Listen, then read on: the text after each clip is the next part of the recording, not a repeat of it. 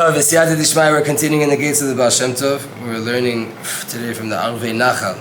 We're still in the chapter on Ahavat Israel. Baal Shem Tov Amar, Ki ha'ish asher hu naki legamre velo pagam klal me'olam afilu kolshu. A person who's completely clean. He's never sinned at all in any level in his whole entire life. Ei efshar lo lirot ra b'shum adam. You could never see any bad in anybody else. O sheishma. Why? Woo!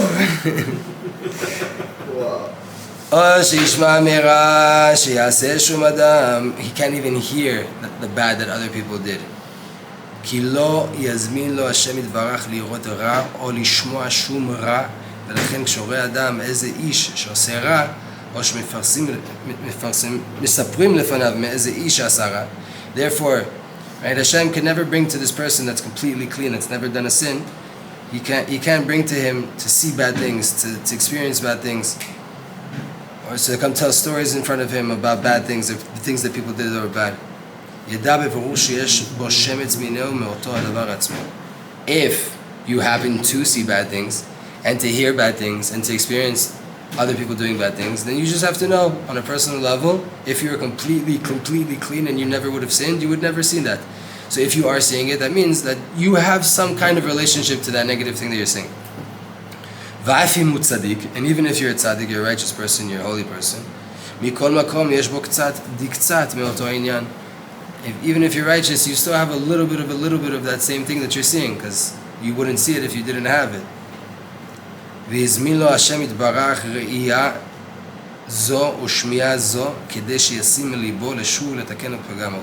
Hashem wanted you to see that thing, to hear that thing, so that you will realize, I do have a connection to this thing. That's why I'm seeing it. Hashem showed it to me, made me hear it, because I am connected to it. Why did He want me to see it though? Not just to punish me, to show you, look how dirty you are, you're still connected to this thing. No, you have a little bit of a connection to this. Inside yourself, if you could clean that up, it would make the world a much better place. But I'm showing it to you so that you do the inner work. Not that you go scream at this other person that you saw him doing it. No, I just wanted you to be a witness, to know that you have a connection. Fix it inside. And if you fix yourself inside, the person you saw doing bad, or the person you heard about doing bad, he will also now be able to do tshuva.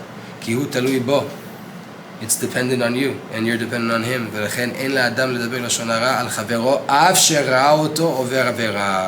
Therefore, you should never speak bad about another person, even if you saw him doing a sin.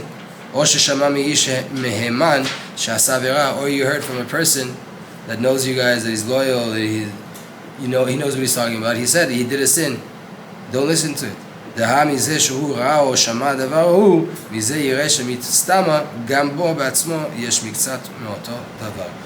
If you heard it, you saw it, that must mean that you have a little bit of connection to that thing yourself. The best thing would be for you to fix that in yourself. By way of that, you rectify also the person that's doing bad. Now we have from Eichal HaBeracha, Parashat Shalach. There you go, still within the lights of Parashat Shalach. Downloading now the Nefesh of Shabbat on Tuesday. העניין כך היה על פי הידוע ממרן הארי, בעל שם טוב. מה זה הארי? האלוקי הרבי ישראל. בעל שם טוב. כשהצדיק עושה חטא, קל גורם לאיש פשוט חטא חמור. When the tzaddik makes a little mistake, a little sin, it causes a simple person to make a very, very grave sin. כי ידוע שפעם אחד ראה אחד מהמוני העם שחילל שבת. It's known that once the Baal Shem Tov saw a regular person breaking Shabbat, והיה מתענח מאוד על זה באיזה עניין חילל הוא שבת, שיראה את זה מחלל שבת. The Baal Shem Tov took it very hardly. What did I do that I saw a Jew breaking Shabbat? What connection do I have to breaking Shabbat that I ended up seeing a Jew breaking Shabbat? This is his own teachings, right? His own philosophy, so you have to align with it. You saw someone breaking Shabbat, what's my connection to it? And the Baal Shem Tov took a while for him to think, what's my connection to Chilul Shabbat? והראו לו מן השמיים ששימש עצמו עם תלמיד חכם שנקרא שבת ובזה נחשב לאיש כמותו חילול שבת. The Baal Shem Tov once asked a Talmid Chacham to do something for him. It's a problem. When you're a Talmidei Chachamim, you shouldn't ask them to do favors for you, to do things for you. Again, obviously this is all relational and it depends on your level, your relationship really, but a true Talmid Chacham, you should never ask him to do a favor for you. Because he's like a king. You don't ask the king to help you out with mundane things, right? He's on a level that you put him on a pedestal. You don't ask him to do everyday things. The Baal Shem Tov, on his level, once did this to a tzaddik that clearly was a Talmid Chacham a bit higher than him. Maybe he was younger, whatever it was. But he used the Talmid Chacham. For his level, that was a blemish of Shabbat. Why? Because the Talmid Chacham is called Shabbat by the Gemara. And in the Zohar it talks about Rabbi Shimon da Shabbat, right? Rabbi Shimon is Shabbat. Shabbat is Rabbi Shimon.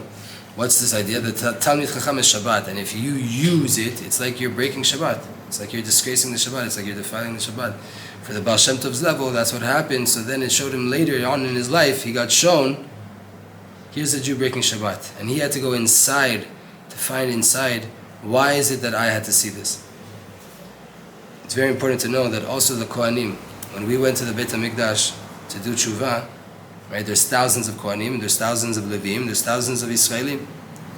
Let's say an Israelite now wants to bring a korban. He gets a cow, he's coming to the Beit HaMikdash, he wants to bring his korban. When he walks into the Beit HaMikdash, he's approached by a Kohen. A Kohen meets him. One Kohen out of thousands of Kohanim that were there. One Jew out of thousands of Jews that were there. They make a shidduch and they meet. The Kohen's job is to help the Israelite make tshuva and to come back to Hashem by way of the korban, vidui, all the different tshuva processes physically.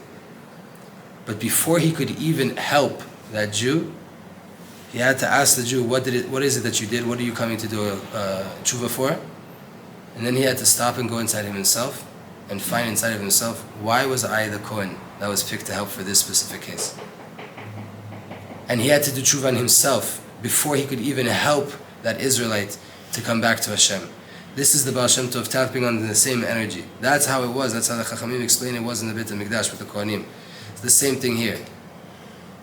When you see something, we're all Kohanim now. We're all Kohanim. We're all Kohanim. We walk through the streets, we see things happening. When you see something bad happening, don't point fingers outwardly. Or like we say famously, right, in the West, you point one finger, you have three back at you. Meaning all the blame, all the tikkun, everything that could be rectified is only happening inside. You saw it. Why did you see it? Why did Hashem make you see that thing? Why did Hashem make you hear that thing? Because you have a connection to it, and if you fix yourself inwardly, that's the only way you can make openings for others to be fixed as well. This is what the Baal Shem Tov is trying to give us over. Zat Hashem, that's that for today.